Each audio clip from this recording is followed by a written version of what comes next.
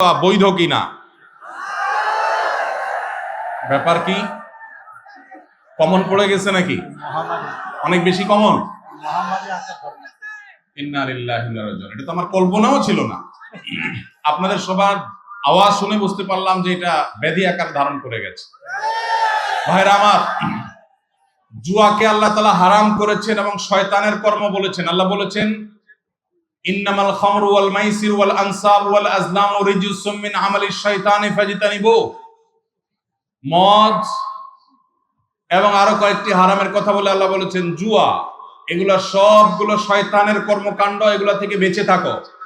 অতএব জুয়া, অফলাইনের জুয়া যেরকম হারাম, অনলাইনের জুয়াও সেই রকম হারাম। শুধুমাত্র আপনাদের এই সাতক্ষীরা এলাকাতেই নয়, গোটা দেশে আমাদের অনেক তরুণরা, অনেক মানুষ বুঝে না বুঝে বিভিন্ন মোবাইল অ্যাপস এর মাধ্যমে বিভিন্ন রকম অনলাইন বেটিং এর সাথে, জুয়ার সাথে তারা জড়িয়ে যাচ্ছেন। তারা জানেন না যে তারা হারামের সাথে জড়িয়ে গেছেন। এই হারাম তাদের শুধুমাত্র জাহান্নামকেই ত্বরান্বিত করবেন না, দুনিয়াতে তাদের অশান্তি অনেকটাই অবধারিত এবং নিশ্চিত। জুয়া এবং এই জাতীয় হারাম বেটিং, এগুলোর মাধ্যমে হারাম কাজ করে, হারাম উপার্জন করে সুখের সাগরে ভাসছে, অনেক সুখী আসছে, সুখী আছে, এরকম মানুষ আপনি খুব একটা দেখাতে পারবেন না, মানুষই দেখাতে পারবেন না। টাকা পয়সা হতে পারে, কিন্তু সুখ আল্লাহ তাআলা কখনো হারামে রাখেন নাই। যারা এই হারাম উপায়ে উপার্জন করছেন, যারা অনলাইনে বা অফলাইনে যেভাবে হোক জুয়া খেলে, বেটিং এর মাধ্যমে যারা উপার্জন করছেন, তাদের প্রতিটি পয়সা হারাম। তাদের ইবাদত কবুল হবে না, দোয়া কবুল হবে না, এবং যেই দেহ যা হারাম দ্বারা গঠিত হয়েছে, নবীজি সাল্লাল্লাহু আলাইহি সাল্লাম বলেছেন যে সেই দেহ জাহান্নামের জন্য উপযুক্ত, সেটা জাহান্নামে যাবে।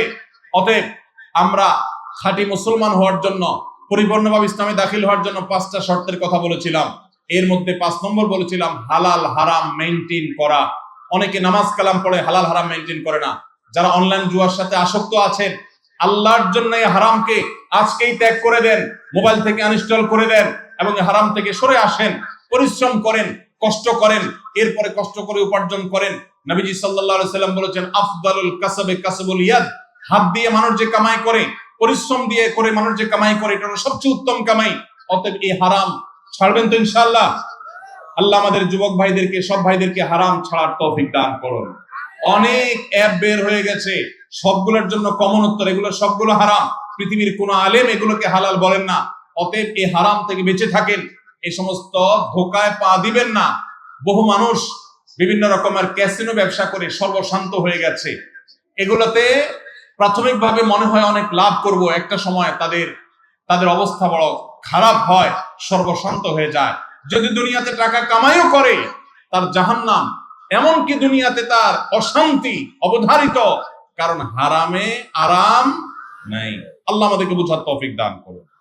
আল্লাহ নবী সাল্লাল্লাহু আলাইহি সাল্লামকে এবং সমস্ত নবী রাসূলকে আল্লাহ বলেছেন, ইয়া আইয়ুহার রাসূলু কুলু মিনাত তাইয়্যিবাতি ওয়া আমালু সালিহা। হে নবী রাসূলগণ, হালাল ভক্ষণ করো এবং নেকামল করো। আল্লাহ আগে হালাল খাইতে বলছেন না আগে নেকামলের কথা বলছেন? হালালের কথা আগে বলেছেন। আমাদের সমাজে অনেক লোক আছে, মনে করে 2 নম্বর পথে কামাই করে নেই, এরপরে হাজী সাহেব গাজী সাহেব হয়ে যাব।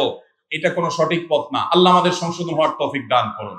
সবাই হালাল উপার্জনে গুরুত্ব অনুধাবন করার চেষ্টা করবো তো ইনশাআল্লাহ।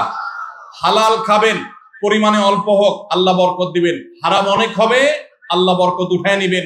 অশান্তিতে ভরে থাকবে, সবাই দেখবে সুখে আছেন, আসলে আপনার ত্রাসের মধ্যে আপনি বসবাস করছেন। আল্লাহ আমাদের সবাইকে হারামকে বর্জন করার মতো ঈমানি শক্তি দান করুন। চেষ্টা করবো তো ইনশাআল্লাহ। আমাদের রিজিকের মালিক কে? আমরা হারাম উপার্জন যদি ত্যাগ করি, আমরা না খেয়ে মরে যাব না, আল্লাহই বাঁচাবেন।